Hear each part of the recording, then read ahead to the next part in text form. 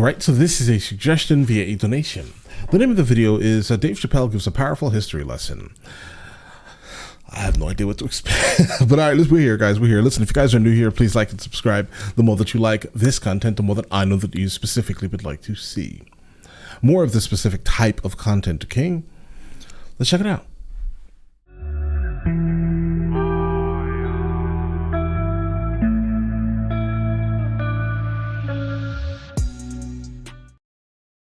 Right, guys, let's jump into it.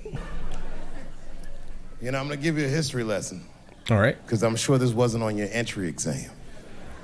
Okay. But every naturalized American has heard something about what I'm about to tell you. Okay. Picture it's the early 50s in the United States. Early 50s. 14-year-old boy goes down 14.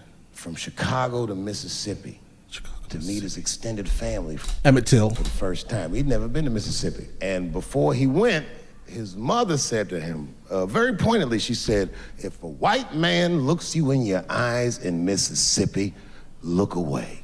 All right. And I don't know what you know about black people from Chicago, but... I know that the reason why most of them are there is because of the Great Migration, let's call it, right? That came from these people that were enslaved, wanted to escape, obviously not escape. Well, they just wanted to not be where they were enslaved. So they basically started moving up north, right? Chicago area, right? Illinois. And that's the reason why. Why it's so populated there with people of African descent. Let's get it. And I don't know what you know about black people from Chicago, but they're not a scared people.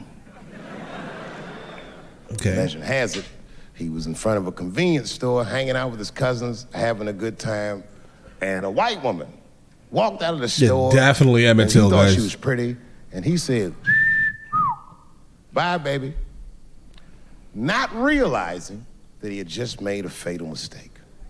4 days later, a group of adult white men burst into this family's home and snatched a 14-year-old boy out of bed in front of his family that was powerless to stop them, and he was never seen alive again.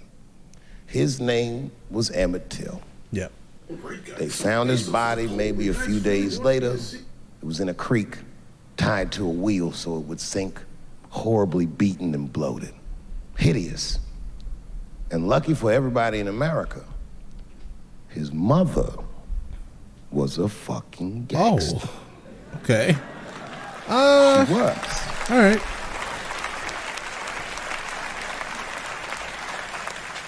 If you can imagine, in the very midst of a mother's worst nightmare, this woman had the foresight to think about everybody. She said, leave my son's casket open. Right. She said, the world needs to see what they did to my baby.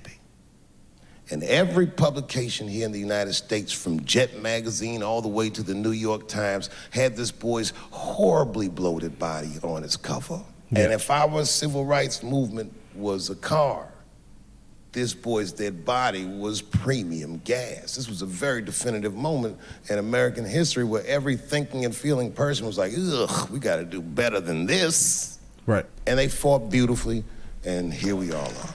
Right. All right, story of Emmett Till, guys. I did not expect him to even stop in the middle of his set to do this, because this really isn't comedy, right? This is an absolutely horrific moment in history.